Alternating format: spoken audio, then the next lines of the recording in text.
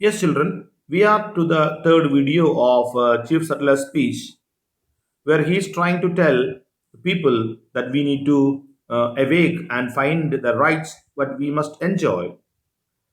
He even in the last video, second video, he is trying to narrate that even God is being so partial, and he has differentiated by giving us different resources.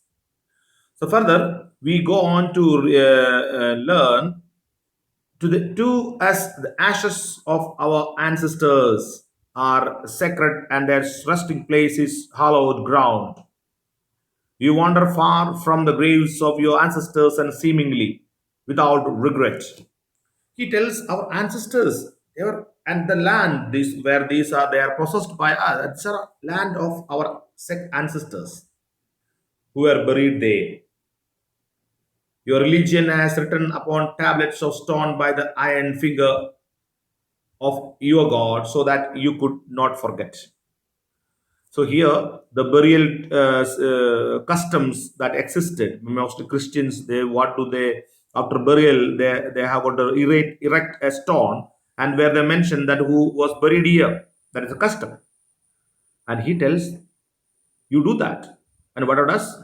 We just bury our bird.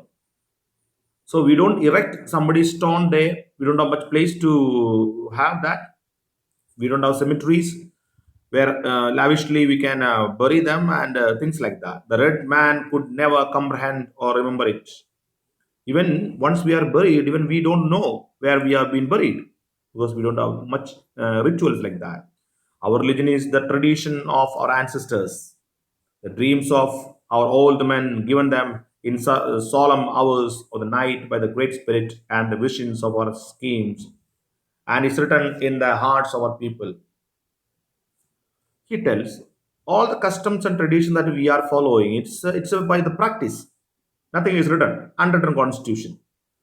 But you, white people, they have got a tradition and culture is very well written. He tells this is what the differences between these two. And here he clearly mentions that our way of living both are entirely different to different. Your dead cease to love you and the land of their nativity as soon as they pause the portal of the tomb and wander away beyond the stars.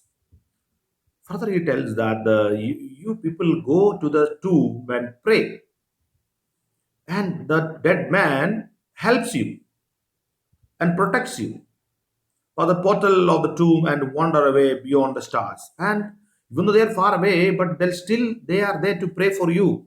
But for us, nothing like that. They are soon forgotten and never return. Ours, we forget and they never return back to us. They are soon forgotten and never returns. Our dead never forget this beautiful world that gave them being. They still love its verdant valleys, its murmuring rivers, its magnificent mountains, faceted vales and verdant lines, lakes and bays, and ever yearn in tender, fond affection, ever the lonely, hearted living, and often return from the happy hunting ground to visit the guide, console, and comfort them. We don't pray constantly for the to the dead, but they have a still great love for their children, and they love for those people. Day and night can't dwell together. He tells, day and night can't dwell together.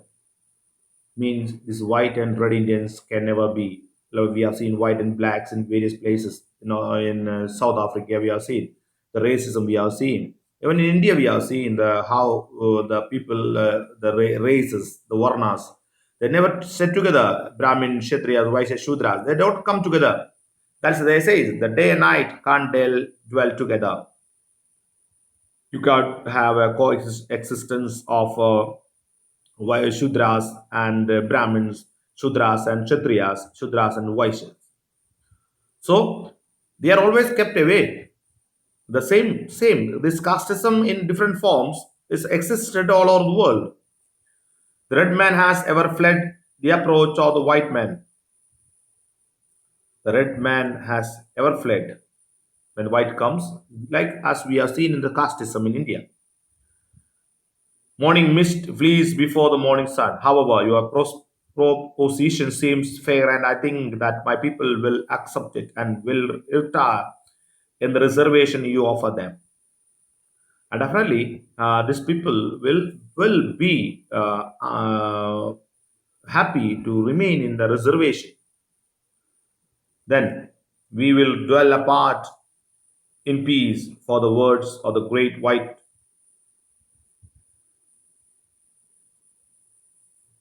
chief seem to be the words of nature speaking to my people out of dense darkness. It matters little where we pass the remnant of our days. They will not the many will be many. The Indians might promise us to be dark.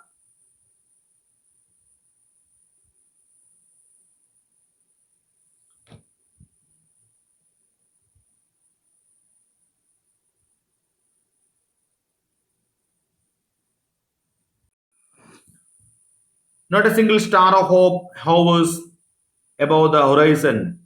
Sad voice winds mourn in the distance. Grim fate seems to be on the red man's trail, and whether he will hear the approaching footsteps of his fell destroyer and prepare solidly to meet his doom, he does the wounded doors that hears the approaching footsteps of the hunter. Here, the pathetic condition of their red Indians, they are very much kept distanced from the white people. When you see that white people coming, they have to go away from the places where they are on the way. So the same system existed in India, and that's what he is trying to tell us.